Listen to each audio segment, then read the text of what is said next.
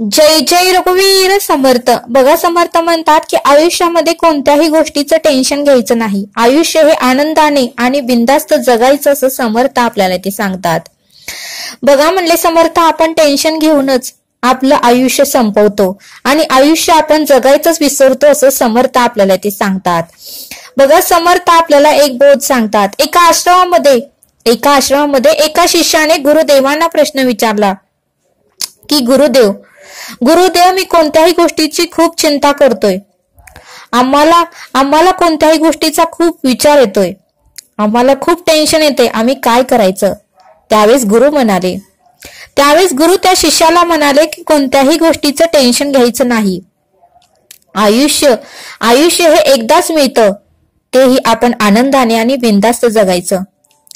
त्यावेळेस गुरुदेव म्हणाले, बघ, आपण कोणाचंही वाईट करायचं नाही, वाईट चितायचं नाही, कोणाविषयी मागे निंदा करायची नाही, कोणाला वाईट बोलायचं नाही, कोणाला रागाने बोलायचं नाही.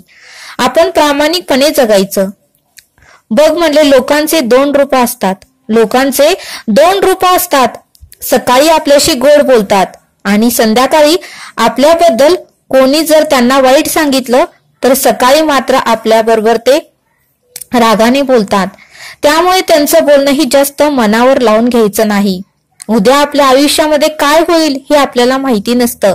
उद्या आपला मृत्यू सुद्धा होऊ शकतो. उद्या काय घडेल हे आपण कोणीही सांगू शकत नाही. त्यामुळे आपल्याला आजचा जो दिवस मिळाला आहे तो आनंदाने कसा घालवायचा हे आपण बघितलं पाहिजे आणि जास्त विचार करायचं नाही. नेहमी आनंदित राहायचं. कोणाविषयी वाईट बोलायचं नाही, कोणाविषयी निंदा करायची नाही, कोणत्याही गोष्टीची चिंता करायची नाही. परमेश्वराच्या डायरीमध्ये आपली डायरी पूर्णपणे कोरी पाहिजे. त्याच्यामध्ये कोणत्याही प्रकारचं पाप नसावं. जर आपण उत्तमाचं असं करत राहिलो तरीही समोरची व्यक्ती किंवा दुसरी व्यक्ती जर आपलं वाईट चितत असेल किंवा वाईट बोलत असेल तर आपलं कधीही वाईट होणार नाही. कारण आपल्या डायरीमध्ये उत्तमच आपली डायरी असते. आपली डायरी कोरी असते. कोणत्याही प्रकारचं आपण कोणाचं वाईट किंवा निंदा केलेले नसते. त्यामुळे परब्रह्म ईश्वर आपलं वाईट कधीही करत नाही. म्हणून नेहमी इतरांचं चांगलं चितायचं, नेहमी उत्तमाचं बोलायचं, चिंता करायची नाही आणि आयुष्यामध्ये कोणत्याही प्रकारचं टेन्शन घ्यायचं नाही. आयुष्य बिनधास्त जगायचं असं त्या गुरुदेवानी शिष्याला उत्तम असं उत्तर दिलं. बघा म्हणले समर्थ, या बोधातून आपल्याला हे शिकायला मिळतं की आयुष्य सारखं मिळत नाही. त्यामुळे कोणत्याही गोष्टीचा जास्त विचार करू नका किंवा टेन्शन घेऊ नका. आयुष्य बिनधास्त जगायला शिका. आयुष्य एकदाच मिळतं.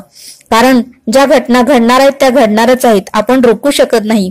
उद्या आपल्या आयुष्यात काय होईल हे आपण सांगू शकत नाही. त्यामुळे आजचा दिवस कसा आनंदित घालवायचा हे आपण ठरवायचं असं समर्थांनी आपल्याला या बोधातून समजावून सांगितलं.